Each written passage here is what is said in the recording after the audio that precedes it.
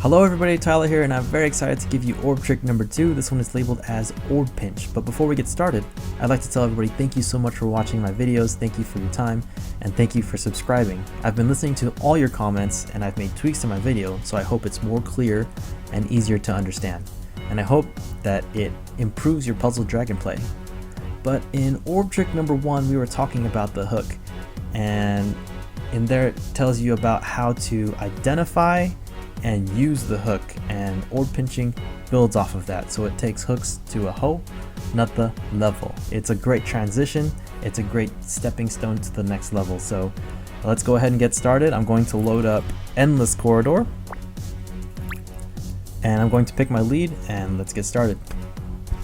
Okay, so I'd like to introduce you to my new team. It's my Time Extend Dream Team.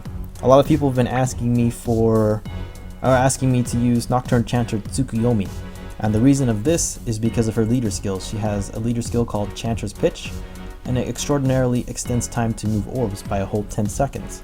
She's a great card to practice with, and we have a couple of awakenings here.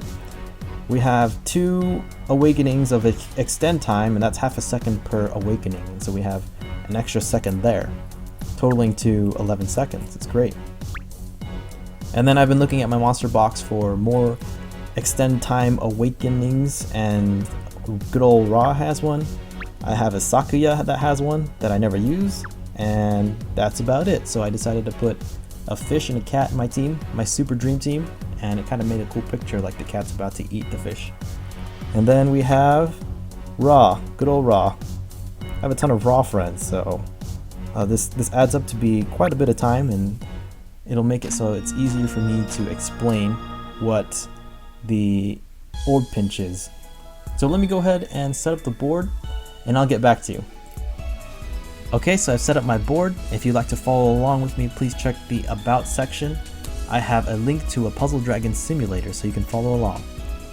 The whole concept of orb pinching is matching orbs from one direction to another. So this is focusing on matching orbs from bottom to top, or top to bottom, left to right, or right to left. So if we start filling a whole section of the board with matches, that naturally forces orbs a different direction, and it gets pinched in a different direction. In our example here, we have pink that is all the way down here, and it's separated from these 2 pinks up here. If we focus on matching purples, yellows, reds, and blues using hooks, you'll see that this pink will get pinched all the way to the top. So I want you to start matching. So you can follow me. We'll grab this green here. I'm going to go down and use a series of hooks to match purple, yellow, red. I can even go this direction and match blues using hooks. And if you look at that, you know, pink has been moved all the way to the top. It was pinched to the top, and this is the whole concept of orb pinching. It's really cool. Let me set up another example for you, and we can talk more about orb pinching. In example number 1, we pinched an orb from the bottom side of the board all the way to the top. In this example here, we're going to pinch an orb from left to right. So please click on the link in the About section to follow along with me. If we look here, we have another pink that's far away from this side of the board, and we want to move it. We want to pinch it all the way to the right. So what I'm going to do, I'm going to grab this yellow here, and I'm going to go straight in. And all I'm going to do is focus on doing hooks to match just the blue, purple, or blue, red, yellow, green, and purple. And in doing so, we pinched that yellow, or that pink orb all the way to the side.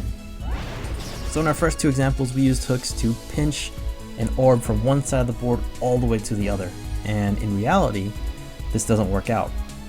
You know, in reality, we'll only pinch an orb a few spaces.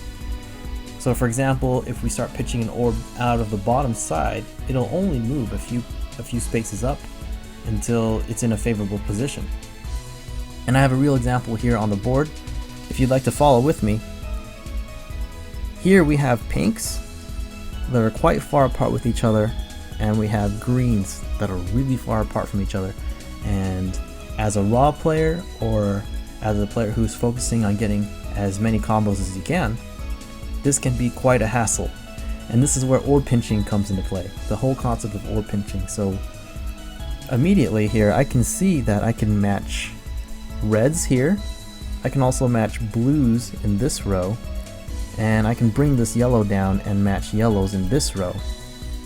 And when I do that, you'll see how this pink will have nowhere to go but up. It's going to pinch itself all the way to the top, and we'll have an easier time matching that pink. So if we're grabbing this green, I can match those three colors, and that'll pinch the pink all the way to the top, and then we can work on matching the greens all the way down in this corner. This is how I play my raw. You know, I always use this concept to matching colors. It's really hard to calculate each and every step and to understand where every single orb will be. That just takes too much brain power. And so I hope that orb pinching here is a lot more useful than trying to, calculate where every single orb will be. And that's kind of what I was trying to do when I first started playing raw, but that's where I started to learn how to use orb pinching. So let's go ahead and get into this right now. What I'm going to do is match these reds here. I'm going to use hooks to match blues here. I'm going to use hooks to match yellows here. And you'll see this pink naturally rise to the top. And in doing so, we'll match the yellows or the pinks, and then we'll move this green orb all the way down over here to match the greens. I don't think we'll focus on matching the purples. If we have time, then we'll match the purples, and that'll create a whole, that will match every single color on the board. So let's get started.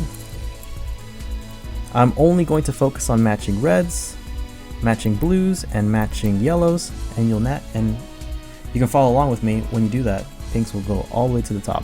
So matching reds, I'm going to create an opportunity for a hook here and here, and you see that that pink has been pinched to the top. And look, purple was naturally available to us to match, and we matched green at the bottom. And that's just, I didn't even calculate my optimal steps to take. I just matched the colors that I needed, and it pinched one color all the way to the top. It's a really, really cool concept. So let me just go ahead and match a few more orbs here, and we'll start thinking about another example. I'm just trying to get a wider variety of colors on the board. Okay, so I'd like to work on this board as our final example, and if we look on this board, it looks like we have one of each color available. So that'll be our goal for this board. If we look here, the blues are kind of far apart, and if you look here especially, the reds are extremely far apart. If you want a challenge, go ahead and pause the video now and try to solve this board yourself. We're going to try to match one of each color. But I'm thinking we can pinch this red all the way out here. So what I'm going to do is grab a blue, and I'm going to match pinks on this column, yellows on this column, greens on this column, and you know what, I'm going to try to match purple in this row. And by focusing on those colors, I expect this red to be pinched all the way out here into this area somewhere. So I'm not going to calculate, what's the optimal path to do it. I'm just going to try to match pinks, yellows, purples, greens, and this red will have nowhere to go but out.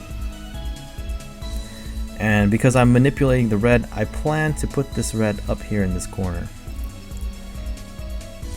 And so let's try to pinch this red orb out. I don't know the exact path I'm going to take, but I'm planning to just match those colors. So let's go ahead and get started. First, let's work on the pink. And it looks like I want to match the red, the yellow, and the greens. Hey, and it looks like the red was pinched outwards. But it looks like we had to, the blues kind of moved around while we were solving it, so we had to adjust our plan. But we matched one of each color, and that's a really cool example. It's a very difficult one, but it takes orb pinching to its fullest potential. You can move a certain orb out of the way by filling the whole area with matches. The orb pinch is a pretty advanced trick, so I hope that this video was easy to understand. But if you have any questions or any comments, please let me know and I'll get back to you. Once again, thank you for your time and thank you for watching this video. I hope that you've learned something in the process, and I hope that it improves your puzzle and dragons play. But until next time guys, have fun.